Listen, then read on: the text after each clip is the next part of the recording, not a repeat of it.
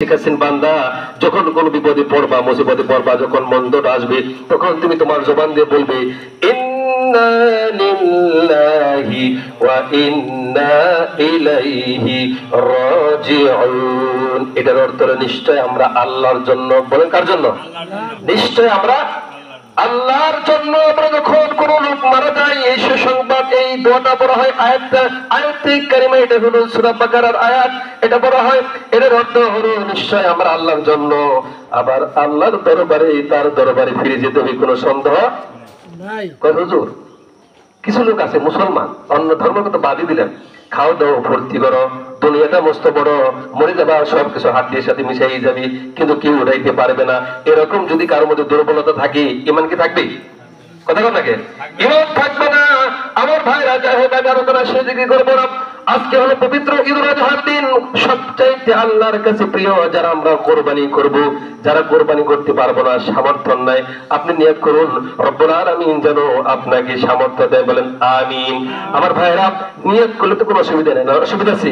কিয়ামতের দিন একটা লোককে জিজ্ঞেস করবে, এই যে তোমার অসংখ্য আমলনামায় কোরবানির নিয়ত, সুবহানাল্লাহ, আমলনামাকে ওপেন করে দেওয়া হবে, খুলে দেওয়া হবে, আর এই কোরবানির অসংখ্য সওয়াব তার আমলনামার মধ্যে লেখা আছে। তখন রব্বুল আলামিন সে বলবে, রব্বুল আলামিন, আমি তো জীবনে কোরবানি করি নাই, এই সব আসলো কোন থেকে? তখন আল্লাহ তাআলা বলবে, বান্দারে, তোমার মনে মনে এই নিয়ত ছিল, রব্বুল আলামিন যদি আমার অর্থ সম্পদ হয়, যদি সামর্থ্য হয়, আমি তোমার জন্য কোরবানি করব, কিন্তু আমি আরশে আজিমের মালিক, সামর্থ্য দেই নাই। নিয়ত সহি থাকার কারণে এই আমলগুলো তোমার এই সবগুলো আমলনামায় উঠিয়ে দিয়েছি। সুবহানাল্লাহ। আমার ভাইরা, আমার বন্ধুগণ, এই জন্য কোরআন কারীমের মধ্যে আল্লাহ তাআলা বলেছেন, লাইয়ানাল্লাহা লুহুমুহা ওয়ালা দিমাউহা ওয়ালাকিন ইয়ানালুহুত তাকওয়া মিনকুম। আল্লাহ তাআলা বলেছে, বান্দারা, তোমরা যে পশু দিয়ে আমার রাস্তায় কোরবানি করো, ওই পশুর গোশত, চামড়া আমি আরশে আজিমের মালিকের কাছে পৌঁছাই না, শুধু পৌঁছাই হলো তোমাদের মনের তাকওয়া। কি পৌঁছাই? কথা বলেন না, কি কি পৌঁছাই? তাকওয়া অর্থ কি জানেন? আল্লাহর ভয়। তাকওয়া অর্থ কি? আল্লাহর ভয়। এই আল্লাহর ভয় যদি কারোর মধ্যে থাকে, সে কি চুরি করবে? কথা বলেন নাকি? আল্লাহর ভয় যদি কারোর মধ্যে থাকে, সে সন্ত্রাসী করবে না। আল্লাহ তাআলার ভয় যদি তার মধ্যে থাকে, সে সুদ খাইবে না। এই ওয়াজ বাদতে পারে, ঠিক কিনা বলেন? আল্লাহ তাআলার ভয় যদি কারোর মধ্যে থাকে, সুদ খাবে না, ঘুষ খাবে না, জিনা করবে না, ব্যভিচার করবে না, অন্যায় করবে না, এবং কি অন্যের জমিন আইল ঠেলে নিজের জমিনে আনবে না, মিথ্যা মামলা, মিথ্যা সাক্ষী দিবে না, ঠিক কিনা বলেন? আমাদের দেশে কিছু লোক 500 টাকার নোট দিলেই মিথ্যা সাক্ষী দেয়, আছে না? 500 টাকার নোট দিলেই মিথ্যা সাক্ষী, জলমের মতো যা আছে কপালি। আমার ভাইরা, ওই লোকটার মধ্যে যদি আল্লাহর ভয় থাকে, বলেন কার ভয়? একটু জোরে বলেন, বলেন কার ভয়? আমার বলেন কার ভয়? আল্লাহর ভয় যদি অন্তরের মধ্যে থাকে, তাহলে তিনি মনে মনে ভাববে যে পৃথিবীর কেউ যদি না দেখে, কেউ যদি না শুনে, দেখার মালিক আল্লাহ। আবার বলেন, কে দেখে, কে শোনে? আপনি গোপন একটা গুনাহ কাজ করতেছেন, কেউ দেখে না, কেউ শোনে না, কিন্তু আরশে আজিমের মালিক তিনি দেখতে পাচ্ছেন। আমার ভাইরা, আমার বন্ধুগণ, এই জন্য আল্লাহ তাআলা বলেন, মনের ওয়াদা হলো যে পশু দিয়ে কোরবানি করা হবে, ওই পশুর রক্ত, গোশত, চামড়া কিছুই আমার দরবারে পৌঁছায় না, শুধু মনে তাকওয়াটা পৌঁছায়। তাকওয়াটা হলো আল্লাহর ভয়। কি ভয় নিয়ে, কি সন্তুষ্ট নিয়ে, কি মন মানসিকতা নিয়ে আল্লাহর জন্য কোরবানি দিচ্ছেন, সেটা যদি আল্লাহর জন্য কোরবানি হয়, সেটা যদি সহি নিয়ত থেকে, হালাল টাকা থাকে, তাহলে আল্লাহ রাসূল কি বলছে জানেন? কি আল্লাহ রাসূল বলছে, আজ থেকে 1450 বছর আগে, 1500 বছর আগে, দয়ার নবী, মায়ের নবী, রাহমাতুল লিল আলামিন, যিনি সমস্ত কিছুর রহমত, সুবহানাল্লাহ বলবেন না, যিনি সমস্ত শুধু মুসলিম উম্মার জন্য না, খ্রিস্টান, ইহুদি, নাসারা, বৌদ্ধ, জৈন, মুসলিম, জামার যত বৃক্ষ রাজি আছে, যা কিছু আমরা দেখতে পাচ্ছি বা না পাচ্ছি, সকল কিছুর জন্য রহমত। দেখেন আমার কথা নয়, কোরআনের কথা। কার কথা? আল্লাহর কথা। কোরআনকে জিজ্ঞেস করে কোরআন আল্লাহ রাসূলকে রহমত নাকি? কোরআন তার জবাব দিচ্ছে, ওয়ামা আরসালনাকা ইল্লা রাহমাতাল লিল আলামিন। আল্লাহু আকবার, আল্লাহু আকবার। আল্লাহ তাআলা বলেন, হাবিব আমি রব্বে করিম আপনাকে কোন মানুষের জন্য রহমত করে পাঠাইলাম না। এই পৃথিবীর মধ্যে যত গ্রহ উপগ্রহ, যত কিছু আসমান জমিন লৌহ কালাম যা কিছু আছে, সব কিছুর জন্য আমি আল্লাহ রব্বুল আলামিন আপনাকে রহমত হিসেবে পাঠাইছি। সুবহানাল্লাহ। আমার ভাইরা সিদ্ধান্ত বলেছেন, যে ব্যক্তি আল্লাহর রাস্তায় কোরবানি করলো, ওটা যখন কোরবানি করবে, যখন জবাহ করবে, বিসমিল্লাহি আল্লাহু আকবার বলে, বিসমিল্লাহি আল্লাহু আকবার। তা তো বলতে পারে, এটা কি গুনাহ হবে? কথা বলেন না, বিসমিল্লাহি আল্লাহু আকবার। এখনই যদি আল্লাহু আকবার না বলতে পারেন, বলবেন কবে? ঠিক করে বলেন আমার ভাইরা। বিসমিল্লাহি আল্লাহু আকবার যখন কোন বান্দা আল্লাহর সন্তুষ্টির জন্য কোরবানি করবে, বিশ্বনবী বলেছেন, ওটা যদি সহিহ নিয়ত থাকে, হালাল টাকার থাকে, আর একমাত্র আমি রব্বি কারীমকে খুশি করার জন্য থাকি, ওই পশুর রক্ত ফোঁটা জমিনে পড়ার আগে আমি রব্বি কারীম ওই কোরবানি কবুল করে থাকি। সুবহানাল্লাহ। একটু জিকির করে লা ইলাহা ইল্লাল্লাহ,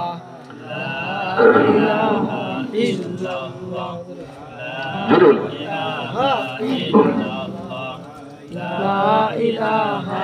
আল্লাহ নামের জিকির করবে যারা, আল্লাহর কাছে প্রিয় তারা। ঠিক কিনা বলি? একজন এমপি, একজন মন্ত্রী, প্রধানমন্ত্রীর সাথে যদি সম্পর্ক থাকে, হ্যাঁ নিজেরই প্রধানমন্ত্রী মনে করে, ঠিক কিনা বলেন? তাহলে এটা যদি দুনিয়ার জীবনে হয় যে একজন এমপির সাথে যার সম্পর্ক, তার সাথে যদি আপনার সম্পর্ক থাকে, নিজেকে এমপি বলে মনে মনে ভাবে, এটা যদি আপনার এরকম ফিলিংস আপনার মধ্যে তৈরি হয়, তাহলে আল্লাহর জিকির করলে তার মর্যাদা কমবে না বাড়বে? তার মর্যাদা কি পরিমাণ বাড়বে? দুনিয়াতে সম্মান পাবে, আখিরাতে তাকে জান্নাতে একটা জায়গা করে দিবে। সুবহানাল্লাহ। আল্লাহ নামের জিকির করবে যারা, আল্লাহর কাছে প্রিয় তারা, আল্লাহর কাছে প্রিয় যারা, আল্লাহর জান্নাত পাবে। আচ্ছা, জান্নাত কি সবাই চান? হাত উঠান তো, সবাই চান। এটা মামুর বাড়ির আবদার যে হুজুর নামাজ পড়বে না পড়ি, হ্যাঁ জান্নাতে মরার পরে খালি যে দুধ আর কলা খাওয়া শুরু করবো। ঠিক করে বলেন? এত সহজ না। ঠিক করে বলেন আমার ভাইরা? এই জন্য জিকির হবে কার? জোরে বলে জিকির হবে কার? সকাল সন্ধ্যা রাত 324 ঘন্টা আল্লাহর জিকির হবে। কোনো তালা বাবার জিকির হবে না, কোনো সালা বাবার জিকির হবে না, কোনো শিকল বাবার জিকির হবে না। তালা বাবা শিকল বাবা কেন বললাম জানেন? ইউটিউবে ফেসবুকে সার্চ দিয়ে দেখবেন, শিকল গলায় 40 কেজি। কয় শিকল কে গলায়? কয় আমার দয়াল খাজা বাবা আমাকে এটা উপহার দিয়েছে, যতক্ষণ পর্যন্ত দয়াল নিষেধ না করে ততক্ষণ পর্যন্ত গলায় থাকবে। এটা কি দয়ালের কাম? এটা কি ইসলাম বলে? আমার ভাইরা, যেন তালা বাবার জিকির করা যাবে না, সালা বাবার জিকির করা যাবে না, কোন সালা বাবার জিকির হবে না, কোন খানকার জিকির হবে না, কোন পীরের জিকির হবে না, কোন ব্যক্তির জিকির হবে না।